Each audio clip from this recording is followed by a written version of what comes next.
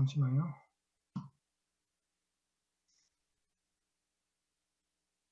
네. 지금 소리 들리죠? 네, 잘 들립니다. 네네네. 제가 말씀드릴 내용은 수능 로봇 기술 현황하고 전망인데요. 먼저 여기 지금 온라인으로 시청하시는 많은 분들이 그 중에서 수중 로봇 관련된 전문가들도 계시겠지만 많은 분들이 아직까지는 수중 로봇에 대해서 잘 익숙하지 않다. 그런 전제하에서 제 나름대로 수중 로봇의 어떤 개요에 대해서 간단하게 설명을 드리고요. 그리고 그 글로벌 동향 및 전망, 그리고 국내 현황 이렇게 말씀을 드리도록 하겠습니다. 먼저 수중 로봇은 이게 수중 로봇은 다른 그 로봇 분야하고 약간 좀 차이가 있는데요. 다른 로봇 분야에서 보통 로봇을 많이 쓰죠. 요즘은 또 많이 유행돼서 드론 이런 얘기를 많이 쓰는데 수중 로봇 같은 경우에는 이 로봇 이런 용어를 쓰지 않고 vehicle, 잠수정이라는 용어를 씁니다. 그래서 수중 로봇 같은 경우는 보통 underwater vehicle 이렇게 보통 얘기를 하고 있고요. 그래서 이렇게 수중 로봇의 경우에는 크게 두 가지로 나눌 수가 있는데요. 사람이 탑승하냐 하지 않느냐. 만약 탑승한다게 되면 유인 잠수해야 되겠고요. 유인 잠수정 중에서는 이런 재래식 유인 잠수정도 있겠지만 우리 다이빙벨도 어떻게 보면 그 유인 잠수정 중에 하나거든요. 그러니까 다이빙벨은 인류가 제일 처음으로 그 해양이나 또 수중을 탐사하기 위해서 사용했던 도구인데 현재까지도 많이 사용되고 있죠. 이런 유인 잠수정 외에 만약에 사람이 탑재하지 않는다면 무인 잠수정이 되겠는데 무인 잠수정도 또 두 가지로 하나는 이런 테더 케이블이 있냐 없냐. 만약 테더 케이블이 있다게 되면 이 테더 케이블을 통해서 전원을 공급하게 되고 또 광통신 이런 것들이 가능하기 때문에 우리 실제로는 실시간으로 원격으로 조정이 가능합니다. 그래서 보통 이렇게 테더가 있는 로봇 같은 경우 수중 로봇 같은 경우에는 ROV, 그러니까 Remotely Operated Vehicle 이렇게 보통 부르고요. 만약에 케이블이 없게 되면 이 수중 로봇이 자체적으로 인간이 간섭이 거의 없이 자체적으로 자기 어떤 주어진 미션을 수행해야 되는데 이래서 Autonomous Unmanned Vehicle, AUV라고 하죠. 그래서 수중 로봇 같은 경우는 크게 세 가지로 나눌 수가 있는데요. 유인 잠수정, ROV, AUV 크게 이렇게 나눌 수가 있습니다. 뭐 다른 다양한 로봇들도 있는데 거의 비슷하게 이 세 분류로 이렇게 귀속시킬 수가 있습니다. 그래서 먼저 그 유인 잠수정을 간단하게 살펴보겠는데요. 유인 잠수정은 이 기록에 의하면 제일 먼저 18세기에 그 미국의 부스넬이라는 이 발명가가 제일 먼저 이게 유인 잠수정을 만들었는데요. 그때 당시 독립전쟁 당시에 이 1775년에 미 해군의 어떤 장성의 한 명이 실제로 이 유인 잠수정을 탑승해가지고 부두에 정박해 있는 그 영국 그 전투함에 접근을 했었죠. 그러니까 접근해서 그 선체에 여기에 부착되어 있는 여기 detachable mine입니다. 이 마인을 선체에 부착해가지고 철수를 해가지고 그 마인을 터뜨려서 전투함을 파괴하는 그런 어떤 미션인데요. 실제로는 이 미션이가 성공을 못했고 주요 원인은 그 해류가 세가지고 접근이 불가능했죠. 그래서 여기 그렇지만 이거는 어떻게 보면 이름과 포스날 터틀 또는 아메리칸 터틀 이렇게 하는 유인 잠수정인데요. 이게 어떻게 보면 기록된 기록상에서의 첫 번째 유인 잠수정이 되겠고요. 그리고 이 냉전 시기에 뭐 서부에서도 많은 어떤 유인 잠수정을 활용했는데요. 먼저 트리스트 이거는 미 해군에서 실제 트리스트 같은 경우에는 스위스 그 설계 디자이너가 설계를 했고 이태리에서 만들었는데요. 이게 58년도에 미 해군에서 이거를 사들였고 1960년 3월에 마리아나 해구 거기서 1910m까지 다이빙하는 그런 기록을 세웠고요. 또 아르키메데 같은 경우에는 프랑스 해군에서 소유하고 있던 유인 잠수정인데요. 이거는 1962년도에 극동 지역의 그 쿠릴 캄차카 그 해구에서 9,560m까지 다이빙했던 기록이 있고요. 실제로 이런 유인 잠수정들은 그 군에서 많이 해군에서 활용했는데 주로 이때 냉전 시기에는 다양한 무기 개발을 했던 시기였고요. 그때 개발했던 여러 가지 기류의 뭐 이런 터피도 이러고 특히 또 핵무기도 이런 것들을 개발할 때 테스트하다가 이렇게 바닷속에 유실될 수 있는데요. 그런 것들 회수 목적으로 주로 이런 걸 활용을 했습니다. 그리고 나중에 그 80년대 들어서서 다양한 민수 분야에서도 유인 잠수정이 활용됐는데요. 대표적인 게 그 미국 우주원에서 활용하고 있는 엘빈 유인 잠수정, 제일 처음으로 80년대 제일 처음으로 타이타닉 잔해를 우리 그 서베이를 했었죠. 그리고 프랑스 아이프리머에 있는 노틸, 그리고 일본의 제임스택에 있는 신카 6500, 그리고 러시아에서 갖고 있는 밀은 여기 쌍둥이거든요. 똑같은 두 놈을 운영하고 있는데 미르 1, 2. 그리고 중국 같은 경우는 저롱 이게 7,000m급인 게고요. 현재로서는 뭐 3,500m급하고 11,000m급 세대를 운영하고 있죠. 현재로서는 또 여러 가지 기업들에서 실제로 이걸 운영하고 있습니다. 그 유인잠수함을 대표적인 게 미국에서의 어떤 트라이턴 서머린에서의 리미팅 팩터, 그리고 오션 게이트에서의 그 타이탄. 작년에 이 타이탄이 여기 타이타닉 이 잔해를 비즈니 투입하다가 뭐 사고 발생했죠. 폭발하면서 그 탑승했던 모든 분들이 돌아가신 그 좀 안타까운 일이 있었는데요. 아무튼 유인 잠수함 같은 경우는 이렇게 간단히 살펴볼 수 있고요. ROV도 마찬가지입니다. 그 냉전 시기에 주로 여기에 커틀렛이라고 영국 해군에서 소유가 있던 그 ROV인데요. 이건 마찬가지로 미국도 마찬가지로 자체적으로 어떤 커브라는 그 ROV 갖고 있는데 주로 이게 여러 가지 무기들을 테스트를 하다가 그거를 잃어버리면 그걸 회수하는 그 목적으로 사용했었는데요.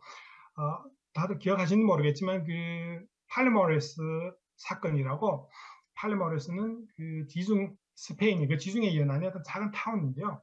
1966년도에 미국의 B-52 폭격기가 그 공중에서 급유하는 중에 이게 공중 급유기하고 충돌하면서 폭발해버리죠. 그래서 그 공중 급유기는 당장 그 폭발해가지고 모든 탑승원들이 돌아가셨고, 이 B-52에 탑승했던 7명이 승객 중에서는 3명이 돌아가시고 4명이 살아남습니다. 그리고 이 폭격기에 그러니까 4기의 이 수소탄이 탑재되어 있는데요.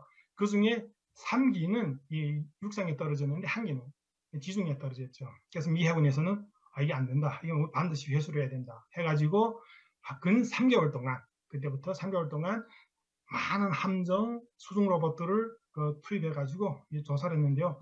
그러다가 그 유인 잠수함을 이용해가지고 이게 지금 떨어진 그 위치를 파악해가지고 나중에 ROV를 투입해가지고 이거를 회수를 한 겁니다. 여기 회수한 요 수소탄이었고, 그리고 6, 70년대 잘 아시겠지만 그 오프쇼어 그 오일 가스 산업이 붐이 일어났죠. 그래서 2000년대까지 그 붐이 쭉 지속됐는데 이 굉장히 돈이 많은 이런 산업이었죠. 그래서 매개 그 시추선 하나마다 이런 ROV 시스템이 2세트씩 반드시 있도록 이렇게 그 규정이 돼 있어가지고, 그래서 이게 뭐 몇천 메터까지 이렇게 좀 시추를 해야 되는데 그 구조물들은 전부 이 ROV를 이용해가지고 조사를 해야 되죠. 그래서 이런 오일 가스 이런 산업의 붐으로 인해서 이 ROV 기술이 상당히 발전을 했는데, 또 역으로 이게 워낙에 산업이 붐이 일다 보니까 돈이 많다 보니까 이게 무조건 ROV는 무조건 제일 좋은 거를 요구를 했었죠 그때. 그러다 보니까 이 ROV 기술은 굉장히 독점적으로 나갔고, 그 한두 개 그 어떤 독점적인 업체만 ROV를 공급할 수 있는 그런 구조가 되다 보니까 실제로 현재 많은 이 ROV 기술들은 60, 70년대 기술하고 거의 유사합니다. 이 ROV 같은 경우에는 그런 특징이 있고요. AUV 같은 경우에는 마찬가지로 1950년대 미 해군에서 이 AUV를 이렇게 지금 개발해가지고 활용했던 건 주로 이게 테스트 베드로 활용했는데, 다양한 수중에서의 어떤 언더워터 테크놀로지, 그 수중 위치 인식, 어떤 수중 통신 또는 수중과 소나 여러 가지 기술들을 개발하기 위한 어떤 테스트 베드로 많이 활용했죠. 미국에서 이렇게 하니까 그 소련간 소련 그러니까 그러니까 연방이죠. 소비에트 연방에서는 우리도 개발해야 돼 해가지고 AUV를 개발했고요. 70년대 개발했고, 나중에 90년대 그 소련이 해체되고 나서 그때 많은 그 기술들이가 그 주변국으로 흘러갑니다. 그래서 그 90년대, 97년도죠. 6년도 그때 대우조선해양에서 기술을 가져다가 옥포 6천을 개발했고요. 그리고 중국 같은 경우에는 중국 심양자동연구소에서 CR01 여기 3,000m급이고 02가 6,000m급인데 이 두 대를 개발했던 적이 있습니다. 현재로서는 이 AUV를 개발한 많은 그 업체들이 있고요. 그 중에서 대표적인 게 그 비무스 계열의 AUV, 그리고 블루핀 계열의 AUV가 있고요. 이건 둘 다 미국의 회사들이었고, 휴긴 AUV는 여기 지금 노르웨이에 있는 콩스버그사의 어떤 제품입니다. 그래서 대표적인 것들이 있고요. 그 다음으로 글로벌 전망을 간단히 살펴보겠는데요. 그 전에 그러면 수중 로봇이 그러니까 현실적으로 그럼 어떻게 활용되는지 그거를 살펴보겠는데, 먼저 그 대표적인 사례로 기억할지 모르겠지만 스텔라 데이지요. 그 블랙박스 회수 그 사건을 기억하실지 모르겠는데요. 2017년도에 스텔라 데이지오가 남에서 출발해가지고 중국 칭도로 가는 도중에 이 위치에서 여기 사고가 발생해가지고 그때 당시 선박에 탑승했던 24명 중에서 한국인이 8명이었고 필리핀 선원이 16명이었는데요. 필리핀 선원 2명을 제외하고 22명이 모두 돌아가십니다. 그런 안타까운 사건이었는데요.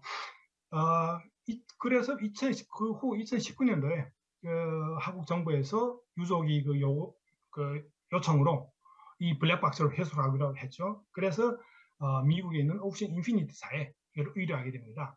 실제로 이 선박이 미국 오션 인피니티사에서 현장에 투입했던 거고, 이 선박에는 흑인 AUV가 여러 대 탑재되어 있습니다. 그래서 현장에 도착해가지고 흑인 AUV를 4대를 동시에 현장에 투입해가지고 스캔하는 거죠. 앞에서도 설명했다시피 리을자 모형으로 어떤 넓은 해역을 스캔합니다. 그러면 스캔하고 나서 그거를 회수를 하거든요. 다시 회수를 해서 이때 그 스캔한 그 사이드 스캔 소나 영상들을 분석합니다. 그 사이드 스캔 소나의 영상을 분석해가지고 어느 지역이가 여기 배가 침몰되어 있다, 또는 어느 지역이가 여기 좀 의심되는 지역이다. 그럼 몇 군데를 지정해가지고 다시 ROV를 투입합니다.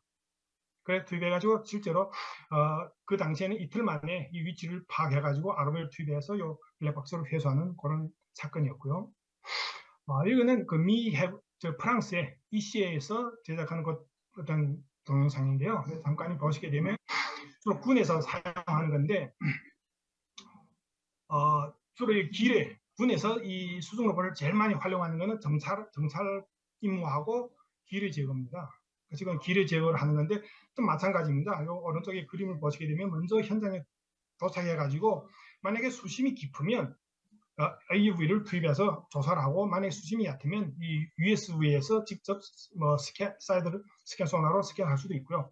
AUV를 투입해가지고 AUV가 리을자 모형으로 넓은 해역을 스캔하고 다시 회수를 합니다.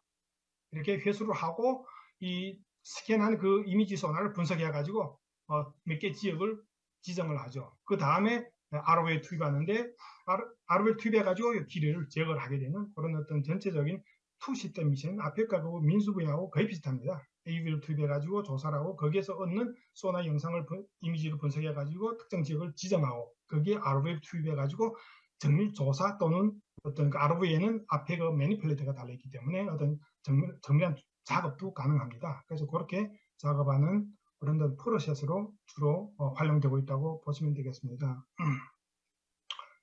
그리고 이 2004년도에 미 해군에서 UUV Unmanned Underwater Vehicle 마스터 플랜을 이게 지금 공개하는데요. 그 중에 다양한 여러 가지 내용들이 많죠. 그래서 많은데 그 중에서 인상적인 걸 들자면 수중 로봇을 4개로 클래시피케이션 합니다. 하나는 포터블, 가벼워서 들고 다닐 수 있는 거, 하나는 라이트웨이트 비에컬, 그리고 세 번째는 헤비웨이트 비에컬, 네 번째로는 라지 비에컬, 이렇게 되는데, 이거 보시게 되면 다들 괜찮은데 여기 라이트웨이트 비에컬하고 헤비웨이트 비에컬은 디멘전이 주어집니다. 다이어미터가. 보게 되면 라이트웨이트 같은 경우는 10.75인치. 아시겠지만 이거는 경어의 그 다이아가 되는 거고요. 여기에 헤비웨이트 같은 경우는 21인치가 되는데 이거는 중어의 다이아가 됩니다. 그래서 그 미 해군의 의도는 이 AUV를 특히 이 라이트웨이트하고 헤비웨이트를 위주로 해가지고 얘네들을 기존에 오래 활용하는 방식으로 활용하겠다. 그게 주 목적이었고요. 근데 실제로는 어뢰처럼 이 수중에 발진할 수는 있습니다. 문제는 이게 어뢰는 한번 폭발하면 끝났는데 AUV 같은 경우는 임무를 완성하고 다시 회수를 해야 되거든요. 그 회수하는 게 상당히 어렵습니다. 실제로 이게 어뢰처럼 해서 어뢰 발사관으로 회수를 하겠다고 미국에서도 그렇고 보행사에서도 그렇고 또 스웨덴 해군에서도 많이 시도를 했는데 궁극적으로는 실패를 했고요. 그래서 이게 2017년도에 미 해군에서 이 잠수함 상단에 이런 CMH를 부착해가지고 실제로 이거는 어떤 특수 대원을 투입하기 위해서 활용하는 그 구조물인데 이거를 이용해가지고 VUV를 활용하는 그런 어떤 식으로 지금 운영을 하고 있습니다. 그리고 이거는 시간상 관계로 이거는 좀 스킵을 하겠는데요. 지금 현재 보시게 되면 이런 잠수함에서 이런 중어뢰를 발사를 해가지고 이 어뢰에서 다시 포토바라는 소형 AUV를 이렇게 발진시킵니다. 그리고 얘네들이 하나는 뭐 수상해서 하나는 해저에서 조사를 하고 돌아와서 그리고 또 뭐 UAV도 같이 활용하는 이런 어떤 컨셉이죠. 미래의 어떤 그런 군에서 활용할 수 있는 그런 전망인데 실제로는 이런 기술들이가 지금 많이 진행되고 있고요. 그래서 이거는 보잉에서 개발했던 여기 USV에서 UAV를 발진하는 그런 어떤 동영상이 되겠고요. 이거는 수중으로 다이빙도 했다가 뭐 공중으로 날아오르기도 하고 그런 어떤 기술들이가 어느 정도 이 컨셉 그 검증 단계는 지금 되어 있습니다. 이런 기술들이가. 그래서 근데 실제로 이렇게 되어 있다 해서 이걸 실제로 적용할 수 있냐 하는 거는 아직은 시간이 많이 걸릴 겁니다. 근데 그럼에도 불구하고 현재 기술들은 이 정도까지 와 있다. 그거를 잠시 볼 수가 있겠네요.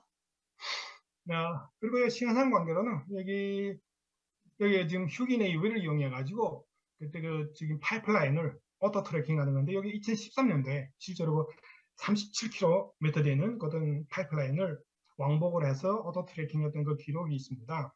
그만큼 EUV 기술은 어느 정도 발전해 있다. 그렇게 보시면 되겠고요. 그래서 실제로 이런 기술들의 어떤 전체적인 동향 및 전망은 현재로서 실제로 수중 로봇이 활용되는 중에서 ROV가 활용되는 게가 80% 이상입니다. 주로 ROV, 앞에서 많은 분들도 궁금해하겠지만 ROV 같은 경우는 케이블이 달려 있어가지고 전원을 공급하고, 그러니까 전원 문제가 없죠. 그리고 광통신이 있어가지고 실시간으로 원격 조정 가능하기 때문에 ROV를 현재로서는 80% 이상 ROV를 활용합니다. 그런데 ROV는 이게 케이블이 달려있기 때문에 그 장점이 있는 반면도 단점도 있습니다. 그 케이블 때문에. 그래가지고 지금은 많이 점점 더 AUV를 이용해가지고 이 ROV가 했던 그 임무들을 계속 이렇게 대체를 하는 그게 전반적으로 어떤 수중 로봇의 전반적인 추세가 되겠고요.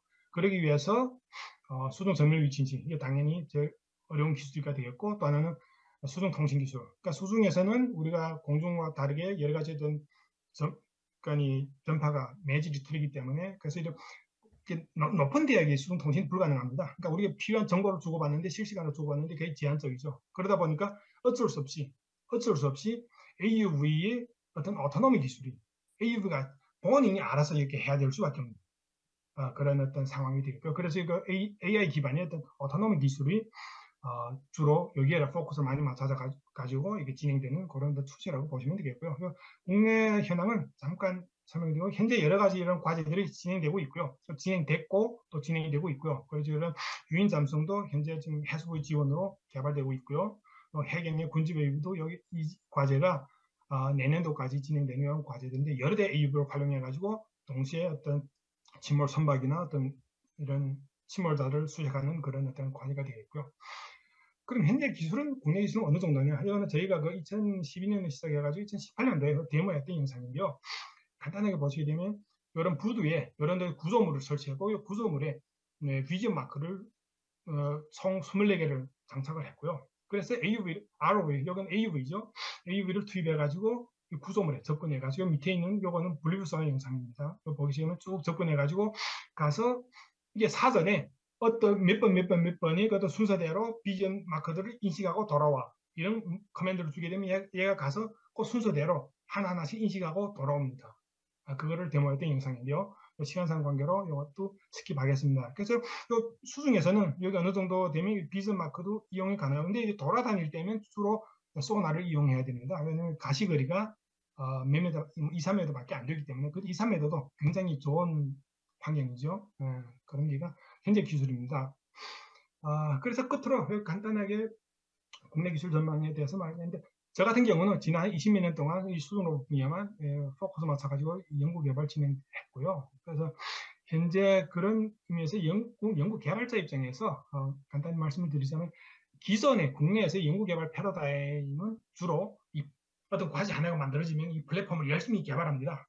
근데 그 열심히 개발하고 플랫폼을 만들어서 어느 정도 성능이 나오면 이 과제가 거의 끝나는 시점이 되거든요. 그러다 보니까 그걸 이용한 어떤 기술 개발이가 거의 제대로 이렇게 차근차근 누적이 되지는 않습니다. 그런 문제가 있는데 그 하나는 그 간단히 일례로 들게 되면 이건 다른 반대 건은요. 2013년에 그 해수부의 지원을 진행됐던 수중 건설로봇 사업단 과제인데 이게 2019년도에 1단계가 끝납니다. 그러고 나서 어느 정도 성능 검증됐지만 현장 투입은 안 되죠. 아직까지는. 그래서 2단계 사업을 또 수행을 했었습니다.